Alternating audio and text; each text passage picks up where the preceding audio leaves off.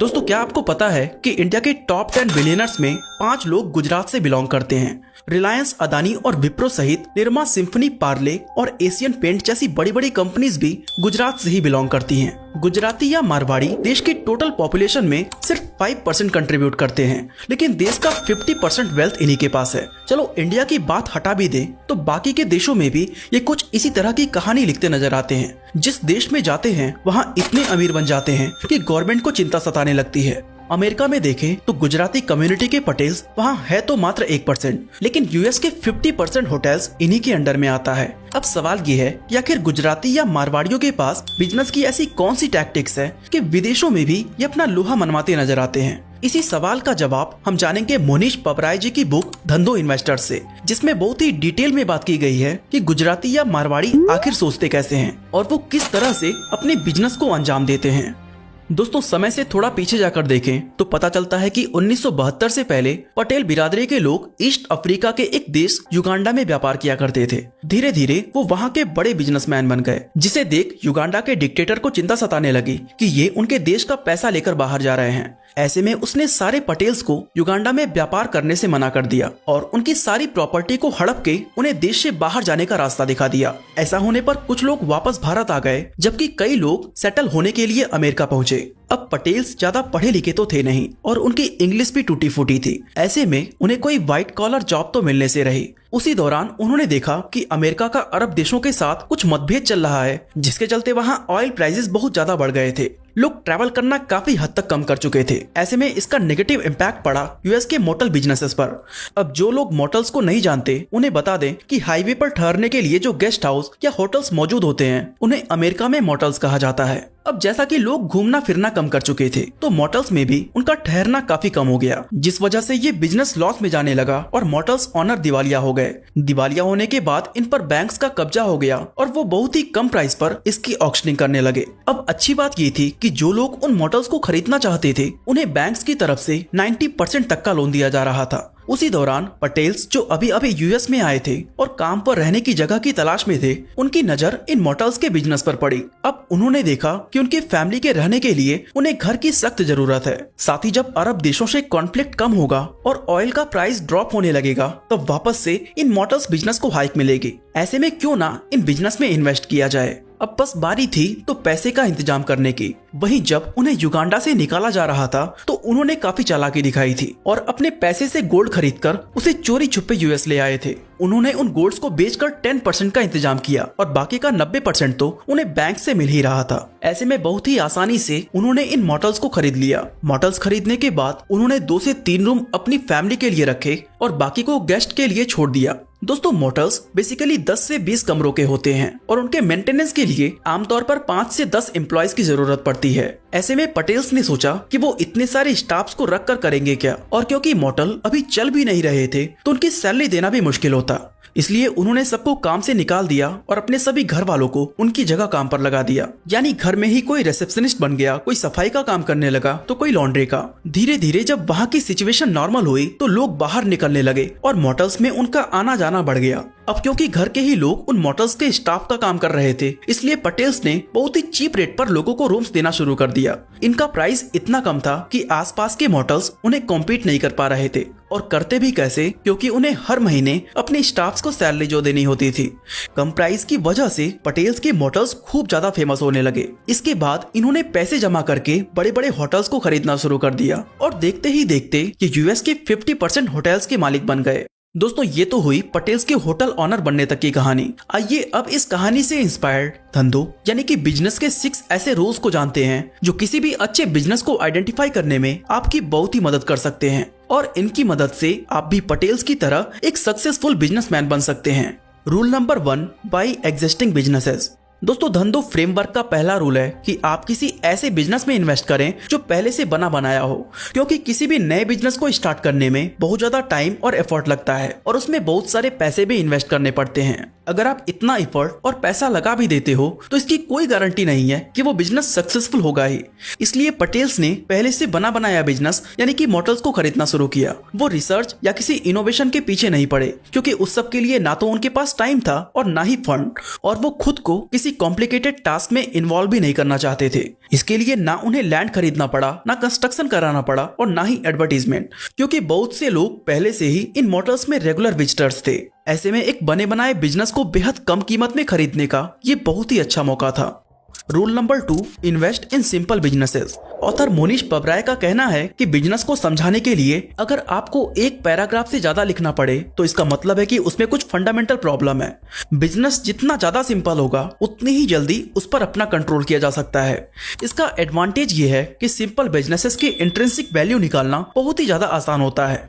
इसमें बस आपको कितनी अर्निंग हो रही है और कितना खर्च हो रहा है इसके बीच का डिफरेंस निकालना होता है, और इसी से पता चलता है कि बिजनेस में प्रॉफिट है या लॉस। ये बिजनेस के उन सीक्रेट्स में से एक है जो गुजराती और मारवाड़ी के व्यापार को लॉन्ग टर्म में मोटा प्रॉफिट जनरेट करके देता है। इसलिए वो कभी भी किसी भी कंपनी या एसेट्स को उसकी प्राइस के अकॉर्डिंग नहीं बल्कि उसकी इंट्रिंसिक वैल्यू के अकॉर्डिंग खरीदते हैं। ऐसे में अगर मान लो कि किसी बिजनेस की इंट्रिंसिक वैल्यू 100 रुपए है लेकिन मार्केट में वो 110 रुपए में मिल रहा है तो पटेल्स उसे कभी भी हाथ नहीं लगाते। इसकी जगह वो दूसरे बिजनेस को देखेंगे या उस वक्त तक वेट करेंगे जब तक कि उसकी प्राइस ड्रॉप होकर लगभग 60 या 70 रुपीज के अराउंड ना आ जाए। मॉडल्स के पास्ट रिकॉर्ड को देखकर उन्हें अंदाजा हो गया था कि रिसेशन की वजह से इसे एक्चुअल वैल्यू से बहुत ही कम पर बेचा जा रहा है, इसलिए उन्होंने फौरन ही उसे खरीद लिया ताकि फ्यूचर में अच्छा प्रॉफिट कमाया जा सके। Rule number 3, invest in low risk and high uncertainty business. दोस्तों, गुजराती या मारवाड़ी ज्यादातर लो रिस्क और हाई अनसर्टेनिटी वाले बिजनेस में इन्वेस्ट करते हैं क्योंकि लॉन्ग टर्म में उन्हीं बिजनेस से प्रॉफिट होता है जिसकी डिमांड लंबे समय तक हो। ऐसा ना हो कि आज तो आपको भरपूर फायदा हो रहा है लेकिन 1 से 2 साल बाद आपको धंधा बदलना पड़ जाए। दुनिया के सबसे सक्सेसफुल इन्वेस्टर वॉरेन बफेट का भी यही कहना है कि हमें ऐसे बिजनेस में इन्वेस्ट करना चाहिए जिसका रेट ऑफ चेंज काफी स्लो हो। For example, Coca Cola, Apple या मैकडोनल्ड ये ऐसे ब्रांड्स हैं जो सदियों से चले आ रहे हैं।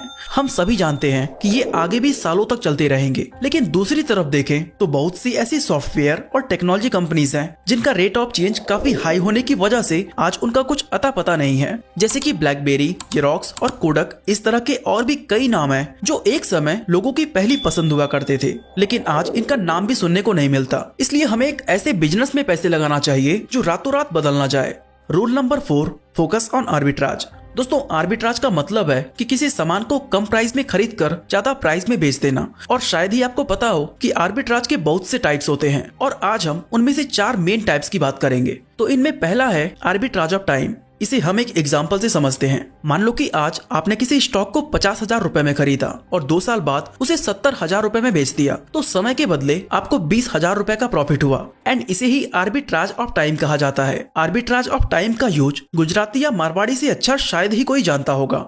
आर्बिट्राज का सेकंड टाइप है आर्बिट्राज ऑफ प्लेस, यानी कि मान लो आपने कपड़े का व्यापार किया और दिल्ली से 10,000 रुपए का माल उठा के मुंबई में 15,000 रुपए में बेच दिया। ऐसे में आपका प्रॉफिट बना 5,000 रुपए। तो दिल्ली और मुंबई के बीच के डिस्टेंस से जो आपने प्रॉफिट कमाया उसे आर्बिट्राज ऑफ प्लेस कहते हैं। इस तरह का बिजनेस आजकल बहुत ही ज्यादा फेमस है। वहीं गुजराती लोग इस फॉर्मूला का यूज सदियों से करते आ रहे हैं। आर्बिट्राज का तीसरा टाइप है आर्बिट्राज ऑफ वैल्यू। मान लीजिए कि आप एक ग्राफिक डिजाइनर हैं और आपको एक कंपनी की तरफ से सोशल मीडिया पोस्ट डिजाइन करने का काम मिलता है। इसके लिए आप 200 रुपए की कोई प्रीमियम इमेज या टेम्पलेट खरीदते हैं और अपना कुछ समय लगाकर एक बेहतरीन सा पोस्ट बनाते हैं और कंपनी को देते हैं, जिसके लिए कंपनी आपको 500 रुपए पे करती है। तो यहाँ आपका खर्च तो सिर्फ 200 रुपए है लेकिन आपने जो वैल्यू क्रिएट की है उससे पोस्ट का प्राइस इंक्रीज होकर 500 हो गया। इसी को आर्बिट्राज ऑफ वैल्यू कहा जाता है। इस तरह का बिजनेस आपने मार्केट में बहुत देखा होगा, जैसे कि एक मेहंदी आर्टिस्ट 10 रुपए के मेहंदी के कोन से 200 रुपए की वैल्यू जनरेट कर सकती है,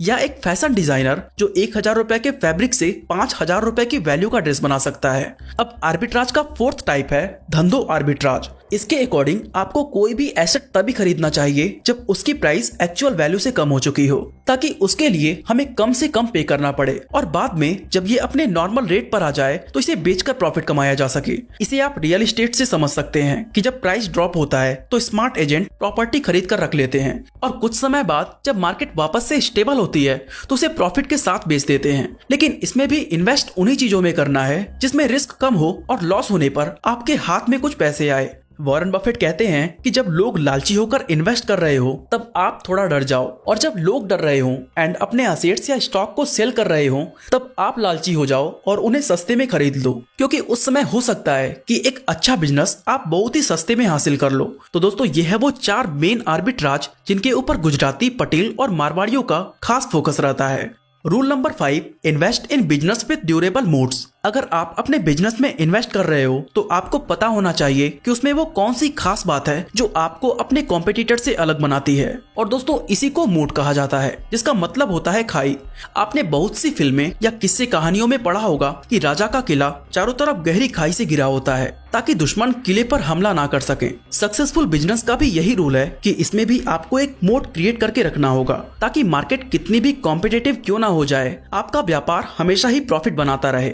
एग्जाम्पल के लिए हम मैकडॉनल्ड्स को ले लेते हैं। इसका पहला रेस्टोरेंट 1940 में स्टार्ट हुआ था, लेकिन आज 83 साल बाद भी लोगों को इसका बर्गर खूब ज्यादा पसंद आता है। अब तो ऐसी इमेज बन गई है कि लोग बर्गर का मतलब ही मैकडॉनल्ड समझते हैं। लेकिन ऐसा क्यों? क्या इससे बेटर बर्गर और किसी रेस्टोरेंट में नहीं मिलता? ऑफ कोर्स मिलता है। इवन आपने मैकडॉनल्ड से बेटर बर्गर खाया भी होगा। फिर भी ज्यादातर लोग मैकडॉनल्ड्स में ही जाना पसंद क्यों करते हैं? क्योंकि इसने अपने टेस्ट, सर्विस और क्वालिटी में कंसिस्टेंसी की वजह से पूरी दुनिया में एक रेपुटेशन बिल्ड कर ली है। और इस ब्रांड इमेज के आगे चाहे कितने भी छोटे बड़े रेस्टोरेंट्स ओपन क्यों ना हो जाएं, इससे इस कंपनी की प्रॉफिट पर कोई भी असर नहीं पड़ता। अगर आप कोई नया बिजनेस स्टार्ट करना चाहते हैं तो आपको भी देखना होगा कि उस बिजनेस के पीछे छिपा हुआ मोड क्या है। इसके लिए आप अपने प्रोडक्ट या सर्विस की क्वालिटी को इम्प्रूव कर सकते हैं, उसकी प्राइस रीजनेबल कर सकते हैं, या उस पर ऑफर व प्लान देकर एक लॉयल कस्टमर बेस तैयार कर सकते हैं। इसका फायदा ये होगा कि जब भी मार्केट बहुत ज्यादा कॉम्पिटिटिव हो जाएगी तब भी आपके पास कस्टमर्स की कोई कमी नहीं होगी और आप पहले की तरह ही प्रॉफिट कमाते रहेंगे। Rule number 6, bet heavily when odds are in your favour. आपने बचपन में सिक्के से हेड एंड टेल जरूर खेला होगा। अब मान लो कि आपने 100 रुपए के साथ खेलना शुरू किया। अगर हेड आया तो आपके रुपए डबल हो जाएंगे और टेल आया तो सारे पैसे जीरो। आपको रिजल्ट का कुछ पता नहीं है, फिर भी आपको खेलना है। ऐसे में हमें कितने की बेट लगानी चाहिए? ऑथर इस प्रॉब्लम को सॉल्व करने का एक फॉर्मूला बताते हैं जिसे कैली फॉर्मूला का नाम दिया गया है। इसके अकॉर्डिंग आपको अपने 100 रुपए में सिर्फ 20 रुपए ही सिंगल बेट में लगाने चाहिए। और यही काम बड़ी बड़ी कंपनीज भी करती हैं। उनके पास जितने पैसे होते हैं उनमें से अराउंड 20% वो नए प्रोडक्ट की रिसर्च एंड डेवलपमेंट में खर्च करती हैं। क्योंकि मान लो कि अगर वो फेल हो गया तो इनका सिर्फ 20% ही लॉस होगा और बाकी के 80% सेफ रहेंगे। लेकिन अगर नया प्रोडक्ट सफल हो गया तो उनका प्रॉफिट डबल होते देर नहीं लगेगी। दोस्तों, पटेल्स ने भी कुछ ऐसा ही किया। रिसेशन के टाइम पर जब मॉडल्स सस्ते मिल रहे थे और बैंक्स 90% का लोन दे रही थी, तब उन्होंने उस अपॉर्चुनिटी को हाथ से जाने नहीं दिया, क्योंकि उन्हें पता था कि उनका लॉस सिर्फ 10% होगा। वहीं अगर वो इसमें सफल हो जाते हैं तो लाखों करोड़ों का प्रॉफिट होगा। उस समय ऑड्स उनके फेवर में थे और जैसा कि उन्होंने प्लान किया था, आगे जाकर मॉडल बिजनेस से उन्हें अच्छा खासा प्रॉफिट हुआ, जिससे वो ना सिर्फ एक अच्छी लाइफ गुजार सके बल्कि आज अमेरिका के आधे मॉडल्स के मालिक बन गए। तो ये थे धंधो बुक के कुछ ऐसे अहम रूल्स जिससे आप आसानी से ये समझ सकते हैं कि गुजराती या मारवाड़ी ऐसा अलग क्या करते हैं कि ये बाकी लोगों से व्यापार में इतना ज्यादा आगे निकल जाते हैं।